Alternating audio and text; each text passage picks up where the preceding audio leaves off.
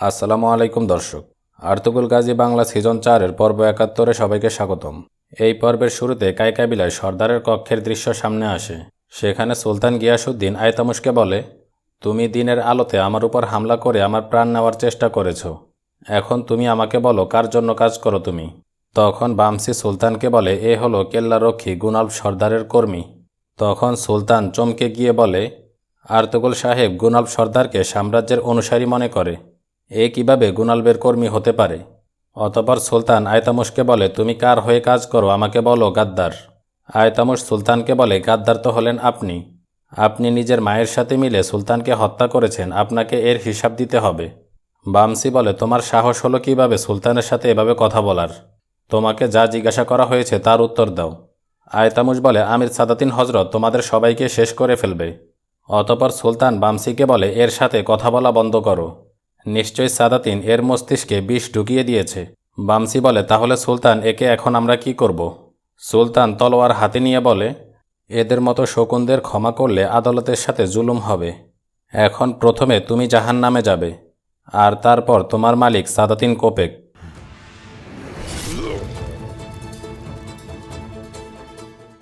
অন্যদিকে সেওয়াস এলাকায় তাঁবুর মধ্যে আর্তুগরুলকে বন্দি অবস্থায় দেখা যায়। সেখানে সাদাতিন আর্তুগরুলকে জিজ্ঞাসা করে, তোমাকে আমার তাঁবু পর্যন্ত কে নিয়ে এসেছে? আর ওই দুই কমান্ডার কে ছিল? গুনালব সর্দার বলে, ওই দুই কমান্ডারকে কেউ চিনে না। আর্তুগরুল বলে, আমাকে এখানে আসতে সাহায্য করেছে সাম্রাজ্যের ওই সকল অনুসারীরা, যেই সকল বাহাদুররা তোমার মাথা কেটে সাম্রাজ্যকে পবিত্র করতে চায়। তুমি শুধু এইটুকু জেনে রাখো, এমন লোক অনেক রয়েছে। আজ নয়তো কাল তাদের মধ্য থেকে কেউ একজন তোমার এই শয়তানি মাথা কেটে ফেলবে। সাদাতিন বলে, এখন আমি তোমার ওই কমান্ডারদের সামনে তোমার মাথা কাটব। তোমার লাশকে আমি পুরো রাজ্য ঘুরাবো যতক্ষণ পর্যন্ত না তা পচে নষ্ট হয়ে যায়। কিন্তু প্রথমে তুমি আমাকে ওই দুই কমান্ডারের নাম বলবে। অতঃপর সাদাতিনের সিপাহীরা সেখানে একটি জ্বলন্ত কয়লার পাত্র নিয়ে আসে, যার মধ্যে একটি তলোয়ার গরম করা হচ্ছিল। এদিকে তাঁবুর বাহিরে লুকিয়ে সুঙ্গুরতাকিন তুর্গুতকে বলে, সব দিকে সিপাহী বিদ্যমান রয়েছে, মনে হচ্ছে আর্তুগরুলকে বাঁচানো অসম্ভব। তুর্গুত বলে, নিশ্চয়ই তারা বাইর উপর অত্যাচার করে কথা বের করার চেষ্টা করবে। সুঙ্গুরতাকিন বলে, সাদাতিন এটা ভালো করেই জানে আর্তুগরুল কিছুতেই মুখ খুলবে না। এখন আমরা আমির তুগানের কক্ষে গিয়ে তার সাথে কথা বলবো। কিভাবে আর্তুগরুলকে মুক্ত করা যায় সেটা ভাবতে হবে। অতঃপর তারা সেখান থেকে আমির তুগানের তাঁবুর দিকে রওনা করে। অন্যদিকে কাইকাবিলায় সুলতান গিয়াসউদ্দিনের কাছে এক সংবাদকর্মী এসে বলে, আর্তুগরুল সর্দার ও তার সাথীরা আমির কামিয়ারিকে বাঁচাতে সফল হয়েছে, আর তারপর তারা আমির সাদাতিনের পিছনে রওনা করেছে। এই খবর শুনে সেখানে উপস্থিত সবাই আনন্দিত হয়ে যায়। এরপর সংবাদকর্মী বলে, আমির কামিয়ারির সকল সিপাহীরা প্রস্তুত আছে। যদি কোনো ধরনের আশঙ্কা তৈরি হয় তাহলে আমির কামিয়ারির সিপাহীরা সাদাতিনের সিপাহীদের উপর হামলা করে দিবে। সুলতান বলে, তাহলে এখন তাদের বলো আমার আদেশের অপেক্ষা করতে। যদি প্রয়োজন হয় তাহলে আমি নিজে তাদের নেতৃত্ব দিয়ে নিয়ে যাব। এরপর আর্তুগ সাহেব সুলতানকে বলে, আপনার এখানে অবস্থানের কথা আমির সাদাতিন জানতে পেরে গেছে। এখন আপনার অনুমতি হলে আমি আর্তুগরুল সর্দারের অনুসারী সকল সর্দারগণকে এখানে ডেকে আনতে পারি। তারা আমাদের সাথে একতাবদ্ধ হলে আমরা আরও শক্তিশালী হয়ে যাব। আমাদের প্রধান উদ্দেশ্য আপনাকে নিরাপত্তা দেওয়া। অন্যদিকে আমির সাদাতিন উত্তপ্ত হাতিয়ার নিয়ে আর্তুগরুল থেকে কথা বের করার চেষ্টা করছে। সাদাতিন বলে, এই সাম্রাজ্যের মধ্যে শুধুমাত্র একটি আদালত চলে, আর তা হলো আমার রক্তাক্ত আদালত।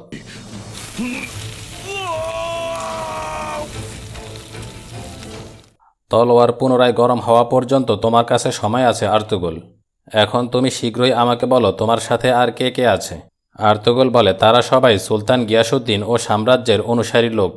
এরপর আর্তুগরুল বলে, তোমার জুলুম থেকে বাঁচার জন্য আমার কাবিলায় আশ্রয় নেওয়া সুলতানের যদি কিছু হয়, তাহলে যেই সিংহাসনের লোভ করছো সেই সিংহাসনের নিচেই তোমাকে দাফন করে ফেলব। এটা শুনে গুনালব সর্দার অবাক হয়ে সাদাতিনকে জিজ্ঞাসা করে, এটা কি সত্য যে সুলতান কাবিলায় বিদ্যমান? আর্তুগরুল বলে, গুনালব সর্দার, আমার বিন্দুমাত্র সন্দেহ নেই যে হয়তো এই গাদ্দারের আদেশে আয়তামুশ সুলতানকে হত্যা করার জন্য এতক্ষণে কাবিলায় পৌঁছে গেছে। কিন্তু যদি আয়তামুশ এমনটা করে তাহলে সেখানে নিজের জীবন উৎসর্গ করতে হবে। গুনালব সাদাতিনকে জিজ্ঞাসা করে, আর্তুগরুল সর্দার এগুলো কি বলছেন? সাদাতিন বলে, আমাদের সুলতান এই গাদ্দারের কাবিলায় কি জন্য যাবেন? অতঃপর আর্তুগরুল গুনালবকে বলে, হয় তুমি আমার কথা বিশ্বাস করো আর না হয় শাহজাদা সাদাতিনের। এটা শুনে গুনালব রাগান্বিত হয়ে জিজ্ঞাসা করে, কি বলছেন আপনি, কেমন শাহজাদা? আর্তুগুল বলে, তুমি কি এখনও শুনতে পাওনি সাদাতিন মরহুম সুলতানের সন্তান হওয়ার মিথ্যে দাবি করেছে। সুলতান হওয়ার জন্য এই গাদ্দার মরহুম সুলতান আলাউদ্দিনকে বিষ দিয়ে মেরে ফেলেছে। এখন সুলতান গিয়াসুদ্দিন এই গাদ্দারের হাত থেকে বাঁচার জন্য আমার কাছে আশ্রয় নিতে এসেছিল।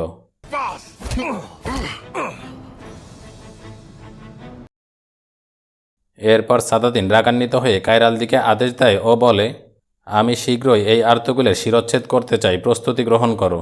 নিয়ে যাওয়ার সময় আর্তুগুল গুনালকে বলে, আমি এত কষ্ট কেন সহ্য করব, যখন সাদাতিনের সকল কথা মেনে নিয়ে নিজের কাবিলায় শান্তিতে থাকতে পারি। এখনও সময় আছে, তুমি নিজের চোখ খোলো। বাহিরে নিয়ে গেলে আর্তুগুল সেখানে মনে মনে বলে, চলে এসো আমার বাহাদুররা, এখন তোমাদের সময়। ভিতরে সাদাতিন গুনালকে আদেশ দিয়ে বলে, এখন তুমি এখান থেকে যেতে পারো। অন্যদিকে কাবিলায় হাইমা খানম মাহপরি খাতুনকে বলে, আমরা অনেক বিপদ ও যুদ্ধের সম্মুখীন হয়েছি, কিন্তু এবারের মতো পেরেশানিতে আর কখনো পড়িনি। মাহপরি খাতুন বলে, আল্লাহ না করুন যদি কোনো ঝামেলা হয় তাহলে গিয়াসুদ্দিন সকল সৈন্যদের নিয়ে সেখানে হামলা করবে, কিন্তু ইনশাল্লাহ নিশ্চয়ই আর্তুগুল সর্দার সফল হয়ে ফিরবেন, এই সব কিছুর প্রয়োজন হবে না। হালিমা বলে, আর্তুগুল সর্দার যেভাবে তার সকল শত্রুদের শেষ করতে পেরেছে তেমনি সাদাতিনকেও শেষ করতে পারবে। কিন্তু মাহপরি খাতুন, ভালো হতো যদি এই সব কিছু নাই হতো। মাহপরি খাতুন বলে, আমি জানি হালিমা সুলতান তুমি আমার উপর দোষারোপ করছো, কিন্তু ওই গাদ্দার আমির সাদাতিন মহলের সবার মতো আমার মস্তিষ্কেও বিষ ঢুকিয়ে দিয়েছিল। এখন আমি জানি আমার সন্তান গিয়াসুদ্দিন আমাকে কখনো ক্ষমা করতে পারবে না, কিন্তু এখন আমি এটা ভেবে আনন্দিত যে আমাদের সাম্রাজ্যের সুলতান ও আর্তুগুল সর্দার এখনও একতাবদ্ধ আছেন। হাইমা খানম মাহপরি খাতুনকে বলে, গুরুত্বপূর্ণ এটা নয় যে আপনি আর ভুল করবেন না, বরং গুরুত্বপূর্ণ হলো আপনাকে ভুল থেকে শিক্ষা গ্রহণ করতে হবে। অন্যদিকে সেওয়াসে দেখা যায় সুঙ্গুরতাকিন ও তুরগুদ একটি তাঁবুর মধ্যে হুসামুদ্দিনের সাথে পরামর্শ করছে। সেখানে হুসামুদ্দিন বলে, যদি কোনোভাবে সাদাতিনকে আটকানো যায় তাহলে তার জীবনের পরিবর্তে আর্তুগুলকে মুক্ত করা যাবে। তুরগুদ বলে, সাদাতিন কোপেক তাঁবু থেকে বের হওয়ার সময় আমরা এই কাজটা সহজেই সারতে পারব।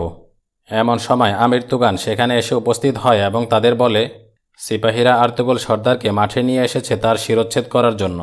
হুসামুদ্দিন বলে, হামলা করার সময় সতর্ক থাকতে হবে, যদি কোনো ভুল হয় তাহলে এইবার সাদাতিন হাত থেকে বেরিয়ে যাবে। তুরগুদ বলে, যে কোনোভাবেই হোক আপনি আমাদের শুধু সেই তাঁবুর কাছে নিয়ে চলুন। বাহিরে আর্তুগুল গুনালকে বলে, তুমি আমাদের সাম্রাজ্যকে এই শয়তানের হাতে তুলে দিয়েছ গুনাল, তোমার বাবা মায়ের মতো না জানি আরও কত নির্দোষের প্রাণ জ্বলে যাবে এখন। কায়রালদি আর্তুগুলকে লাথি মারতে গেলে আর্তুগুল হাত বাঁধা অবস্থায় উঠে কায়রালদির উপর হামলা করে। সিপাহীরা আর্তুগুলের দিকে এগিয়ে আসলে গুনাল সর্দার সকল সিপাহীদের থামিয়ে দেয়। গুনাল সবাইকে উদ্দেশ্য করে বলে, আর্তুগুল সর্দারকে মারার অধিকার শুধুমাত্র আমির সাদাতিনের আছে।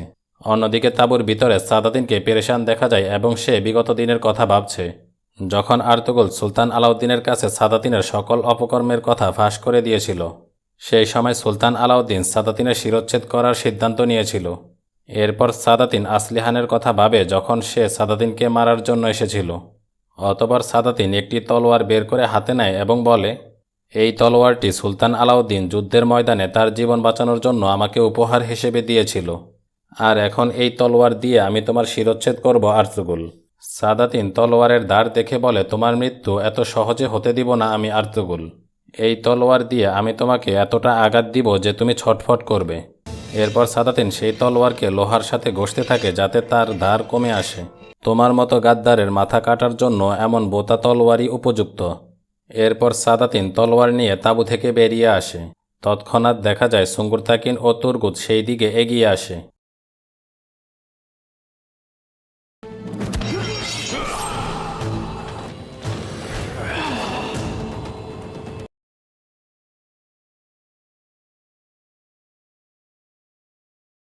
তুরগুদ সাদাতিনের গলায় তলোয়ার ধরে বলে, সবাই পিছনে সরে যাও, না হয় গলা কেটে ফেলব। এখন তুমি আমার হাতের মুঠোয় রয়েছ সাদাতিন কোপেক, তোমার মাথা কেটে এখন আমি শকুনকে খাওয়াতে পারি, কিন্তু তোমার উপর শুধুমাত্র আর্তুগুল সর্দারের হক রয়েছে। এখন সবাই আর্তুগুল সর্দারকে শীঘ্রই মুক্ত করে দাও, অন্যথায় সবাই সাদাতিন কোপেককে ভুলে যাও। সাদাতিন গুনালকে বলে, এরা যেমনটা বলছে তেমনটাই করো, যদিও এদের কাছে এখন আর বাঁচার কোনো জায়গা নেই। সুঙ্গুরতাকিন গুনালকে বলে, বাহিরের রাস্তায় 3টি ঘোড়া নিয়ে এসো, আর সেখানে আর্তুগুল সর্দারকে শুধুমাত্র 2 জন সিপাহী নিয়ে আসবে, আর যদি এমনটা না করো তাহলে সাদাতিনকে ভুলে যাও। অন্যদিকে জঙ্গলে গুহার মধ্যে বামসিকে আহমদের সাথে সাক্ষাৎ করতে দেখা যায়। আহমদ বলে, সুলতান কায় কাবিলায় থাকার কথা জমিদার কৃতস জানতে পেরেছে। এই খবর মারিয়া দিয়েছে সে সাদাতিনের জন্য গুপ্তচর হিসেবে কাজ করে। আর জমিদার কৃতস এটাও জানে যে সাদাতিনের হাত থেকে বাঁচার জন্যই সুলতান কায় কাবিলায় আশ্রয় নিয়েছে। এজন্য এখন জমিদার কৃতস এই অবস্থার সুযোগ নিতে চায়। সে আমাকে কায় কাবিলায় হামলা করার দায়িত্ব দিয়েছে। এখন এর থেকে পরিত্রাণের কোনো উপায় খুঁজতে হবে। বামসি বলে, এর থেকে পরিত্রাণের উপায় আছে আহমদ ভাই।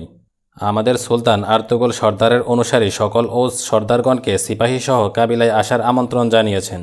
সকল ওজ সর্দারগণের উপস্থিতির কথা জানতে পারলে কৃতস হামলা করার সাহস পাবে না। আহমদ বলে, কিন্তু এছাড়া আরও একটি সংবাদ রয়েছে।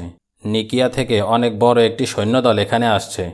তারা সবাই যুদ্ধের জন্য প্রস্তুতি নিয়ে আসছে। বামসি বলে, আহমদ ভাই, এখন এই বিষয়টা আমরা সমাধান করে নিই, পরেরটা দেখা যাবে। আর ততদিনে আর্তুগল ভাইও ইনশাল্লাহ ফিরে আসবে। তখন জমিদার কৃতস আর তার সৈন্যদেরকেও আমরা দেখে নিব। অন্যদিকে সেওয়াজ থেকে বের হওয়ার এলাকায় সুঙ্গুরতাকিন সাদাতিনের গলায় তলোয়ার ধরে রাখে আর কায়রালদি আর্তুগুলের গলায়। এরপর সিপাহীরা আর্তুগুল ও তার সাথীদের জন্য সেখানে 3টি ঘোড়া নিয়ে আসে। সুঙ্গুরতাকিন বলে, তোমরা আর্তুগুল সর্দারকে ওইখান থেকে ছাড়বে আর আমরা এখান থেকে সাদাতিনকে। কায়রালদি বলে, চলো যাও আর্তুগুল, দেখি তোমরা কত দূর যেতে পারো। তুর্গুত সাদাতিনকে বলে, মনে রেখো তোমার মৃত্যু অনেক নিকটে। আমি তোমার পিছনে অবশ্যই আসব আর্তুগুল। আমি তোমাকে, তোমার কাবিলাকে ও তোমার পুরো বংশকে শেষ করে ফেলব। তোমার ভাই গুন্তুক্ত সর্দারের কাবিলার নাম নিশানাও থাকবে না। আর্তুগল বলে, অপেক্ষা করতে থাকো সাদাতিন। ইনসাফের তলোয়ার শীঘ্রই তোমার খেলা শেষ করে ফেলবে। সাদাতিন বলে, দুনিয়াতে তোমার বংশের একজন লোক থাকা পর্যন্ত আমার রাগ কমবে না। আর্তুগল বলে, তোমার রাগ তোমার সাথে জমিনের নিচে দাফন হবে, আর আমি নিজের হাতে তোমার মাথা দর থেকে আলাদা করব। অতঃপর আর্তুগল, তুর্গুদ ও সুঙ্গুরতাকিন ঘোড়ায় চড়ে সেখান থেকে চলে যায়। কায়রালদি সাদাতিনকে বলে, তারা বেশি দূর যেতে পারবে না আমির হজরত। আমি ঘোড়ার পায়ের থেকে নাল খুলে রেখে দিয়েছি। খুব ভালো করেছ কায়রালদি, আমরা শীঘ্রই এখন তাদের পিছনে যাব। সাদাতিন গুনালকে চিন্তিত দেখে বলে, তুমি কি কিছু শুনতে পাওনি গুনাল? সে বলে, আমরা শীঘ্রই তাদেরকে খুঁজে বের করব। আমির তুগান হুসামুদ্দিনকে চুপি চুপি বলে, আমি জানি তারা কোথায় যেতে পারে। কিছু দূর যাওয়ার পর আর্তুগল ও তার সাথীদের ঘোড়া দৌড়ানো বন্ধ করে দেয়। অতঃপর তারা নেমে দেখে ঘোড়ার পায়ের নাল খুলে রেখে দেওয়া হয়েছে। তুর্গুত বলে, এখন নিশ্চয়ই তারা আমাদের পিছু করবে। এখন আমির তুগানের সাথে কথা বলতে হলে আমাদের শীঘ্রই ওই গুহার কাছে পৌঁছাতে হবে। আর্তুগল বলে, চাই যা কিছু হয়ে যাক, সাদাতিনের শিরচ্ছেদ না করে আমরা কাবিলায় ফিরে যাব না। এদিকে সাদাতিন সবাইকে শাসন করে বলছে, আমার সকল সিপাহীদের উপস্থিতিতে 2 জন সিপাহী এসে আমার উপর হামলা করেছে। এভাবে চললে আমরা সামসাদ কেল্লা কীভাবে বিজয় করব? এরপর সাদাতিন তার সৈন্যদের কমান্ডারকে বলে, তোমাকে আমি দায়িত্ব দিয়েছি আর তুমি আমাকে দায়িত্ব পালন করার আশ্বাস দিয়েছ। তাহলে এখন বলো, ওই 2 সিপাহী কিভাবে প্রবেশ করলো? সেখানে কমান্ডার ক্ষমা চাইলে সাদাতিন তলোয়ার বের করে তাকে সেখানেই শেষ করে ফেলে। এরপর সাদাতিন কায়রালদিকে আদেশ দেয়, এর লাশকে কাকের জন্য ফেলে দাও। এরপর সাদাতিন হুসামুদ্দিনকে জিজ্ঞাসা করে, তোমার পরামর্শ কি বলো? হুসামুদ্দিন বলে, চারদিকে আমাদের সিপাহীরা বিদ্যমান রয়েছে, তারা পালিয়ে বাঁচতে পারবে না। আমির তুগান বলে, তাদের খুঁজতে হলে এই মুহূর্তে নদীর কিনারার পথ দিয়ে যেতে হবে। সাদাতিন বলে, পথ যেমনই হোক না কেন আমি সিপাহীদের নিয়ে অবশ্যই তাদের কাছে পৌঁছে যাব। এরপর সাদাতিন গুনালকে আদেশ দেয় সিপাহীদের নিয়ে আর্তুগল ও তার সাথীদের খুঁজে বের করতে। দায়িত্ব পূরণ না করার পরিণাম তোমরা নিজ চোখে দেখতে পেরেছ। এখন যাও, সবাই নিজ নিজ দায়িত্ব পালন করো। এখানেই এই পর্বের সমাপ্তি ঘটে।